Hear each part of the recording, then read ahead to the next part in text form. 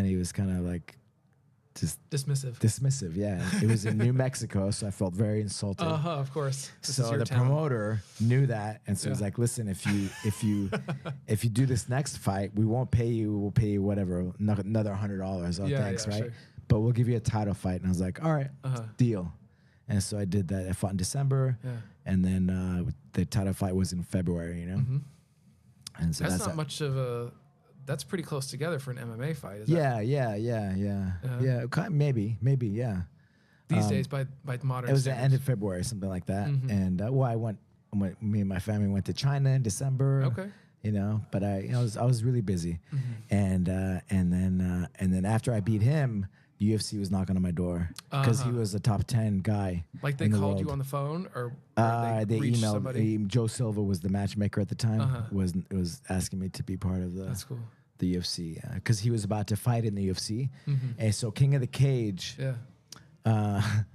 They knew I was like kind of a bad matchup for him. But I don't know if they knew that, but I know he kind of like acting a little bit arrogant with them too, with King of the Cage, because the UFC was kind of trying to get him because they were in competition with UFC at the time. King of the Cage, they were like pretty close, you know. So they whatever they set us up and the fight happened, and then kind of he hurt his knee too in the fight, and so it kind of took him out. But they were wanting me to fight in the UFC at the time. After that, and then I kind of. The King of the Cage, I was like, to defend the title. I was like, well, how much are you gonna pay me? Like $1,000 or something. I don't know what it was, something crazy. And I was like, it's not really worth my time. So I just vacated it. I was like, I'm good, thanks.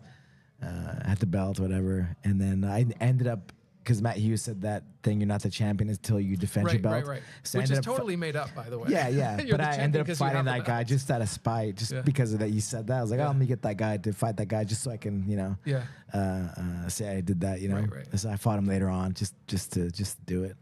And then I started fighting, did a fight and ran another title fight in US, and then fought in Japan. And then the UFC was knocking on my door, wanting me to, because it was a big pay-per-view event. Supposedly, I don't know if it's true, but supposedly it got more views than the BJ Penn Call Uno fight in the UFC at the time, the title fight. Yeah, I don't know, because we were both grapplers, and it was a good close fight. It was on pay-per-view as well, and so like whatever, it got a lot of hype. If Serenade came to you tomorrow and said, "Dad," I don't want her to fight. Yeah, I don't want her to. It's not necessary. Okay. It's not necessary. So like. It's all good. I'm not against girls fighting, but it's not necessary, Okay. There's so many avenues for her to express herself and to do great things, Right.